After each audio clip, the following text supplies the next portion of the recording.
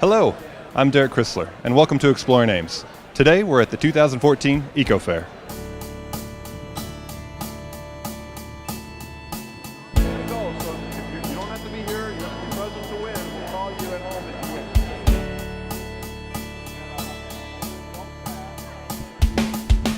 win. All right, I'm here with Lyle Hammis. Lyle, what do you do for the city? I'm the Ames Water Plant Superintendent. I've been with the city for about 14 and a half years and superintendent for the last 3.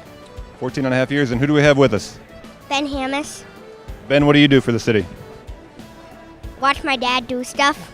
It's a good job. So we're here at the Eco Fair, and as a homeowner, how can I conserve water at my home? Yeah, there's a lot of things the homeowners can do, and the most effective things from a water treatment supply perspective is smart irrigation practices. The water usage in the summer is really what drives our peak demands. So things like smart irrigation practices, that's why we're giving away some of the things today like irrigation timers, nozzles for hoses, those sorts of things. And also we have literature about how often you have to water, things like that. Because again, the inside fixtures like leaky faucets and fixing toilets, that's great. But the things that really drive our peak demand is in the summer, irrigation issues. So we're getting ready to open a new water treatment plant, but before that, you guys have an open house coming up, is that right? Yeah, we do. From 10 to 2 on Saturday, April 26th, we have what will be our final water plant open house at this facility. So it's going to kind of have a historical theme for a couple of different reasons. A, it is the last one in that facility, and also this year we're celebrating the 150th anniversary of the city of Ames. So there's going to be a lot of activities for kids, some goodies to eat, of course tours and demonstrations. I think the bookmobile is going to be there. So a lot of fun things that day, April 26th. And the new water treatment plant, when is that scheduled to open? Yeah, we just yesterday completed the 100% design review, so we're just about done with that process. The next big thing that needs to take place is sending it to the Department of Natural Resources to get all the permitting and to approve the plans and specifications that we've created to date. And then it will bid in the summer and start breaking ground in the fall. So it won't ultimately begin being used until about sometime in 2017, so it's still going to be another 2.5 years of construction, but we're definitely underway, and we just reached very recently a big milestone for us. That'll be very exciting. And Ben, one question for you here. How do you conserve water at home? I turn off the faucet. Very good idea. So you don't let it run when you're like washing your hands or brushing your teeth? Yes. Did your dad teach you that? No. Who taught you that? No one. Nobody? You just knew that already? Yes. All right, well, thank you. Thank you, Lyle. Thank you, Ben.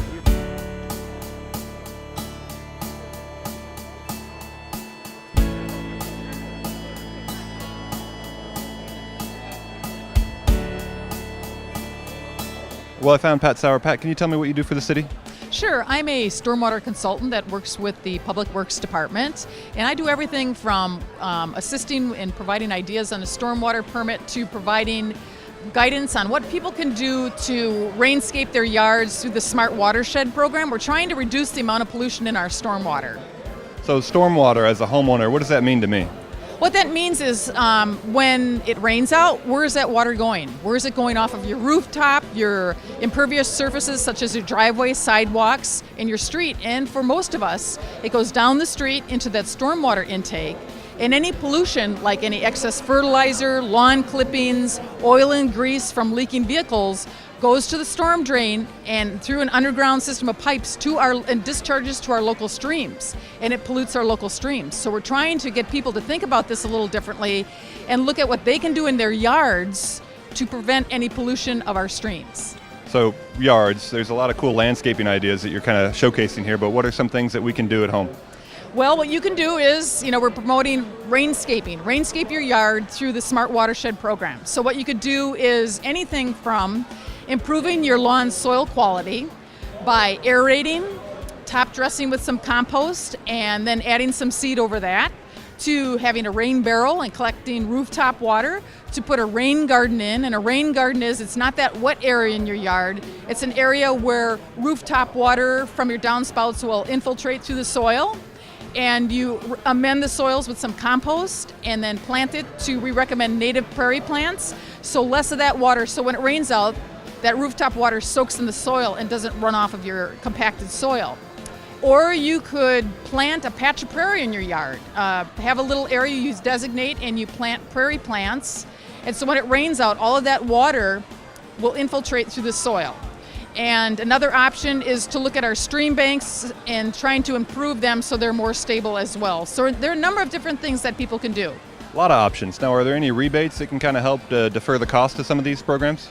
I'm glad that you asked. Yes, the city does have rebates. In fact, there is an event coming up. We cost share on a tree program with Trees Forever and energy services as well.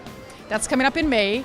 We offer rebates for soil quality improvement, for native landscaping, for rain gardens, and for rain barrels in partnership with the Water and Pollution Control. So there are things, there's funding available for you and cost share money to get these practices in your yard. And where do we go to find out information or to apply for some of these rebates?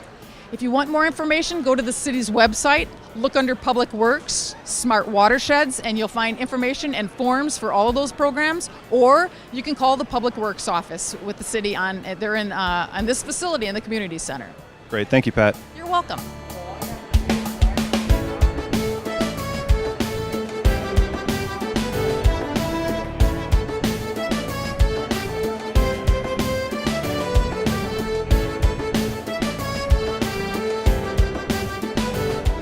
Well, we were continuing our tour of the Eco Fair, and I found Don Comm, Director of Electric Services. Don, tell me, what do you do when you're not starring on TV shows?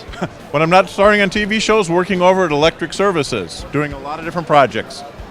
So, energy conservation, it's always something on everybody's mind. What can homeowners do to conserve energy? Well, we've got a lot of different programs and things that our homeowners should be looking at. First and foremost, we should look at a home energy audit.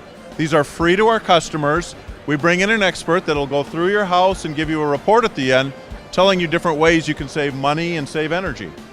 Are there commercial and residential rebates? Absolutely. We have a plethora of both types of rebates. Lighting, we have rebates on all LED lighting and compact fluorescent lighting. We've got rebates on appliances, refrigerators, dishwashers, dryers, things like that. And you have a guy called the Energy Guy. And what can he tell me? Steve Wilson, our energy guy, he's kind of our expert on all of those programs. You can reach him at 239-5177, or if you're here at the Energy Fair, he's got his own booth. We have him kind of chained there to answer all of your questions. Great, thank you, Don. Thank you.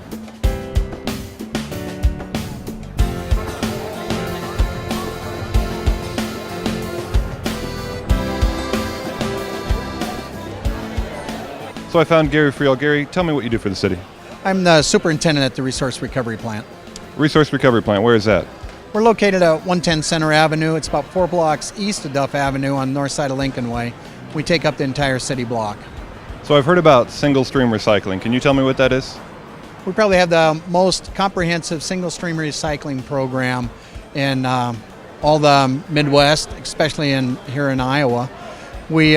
We encourage everybody to throw all their trash in one can. We have one truck that picks that up, delivers it to Resource Recovery. And there's one thing we don't want to keep in that waste stream, and what is that? That'd be the glass is the most beneficial thing to pull out. We do our destination recycling, and we encourage people to just take that back to the grocery store where we'll find the yellow bins to drop the glass off there. And if we wanted some more information about your plant, where could we find that information at? We got it on the City of Ames website and under Resource Recovery, or you can just call 239-5137 and talk to Lori Hansen. She'll take care of you on any questions you have. Great. Thanks, Gary. Thank you, Derek.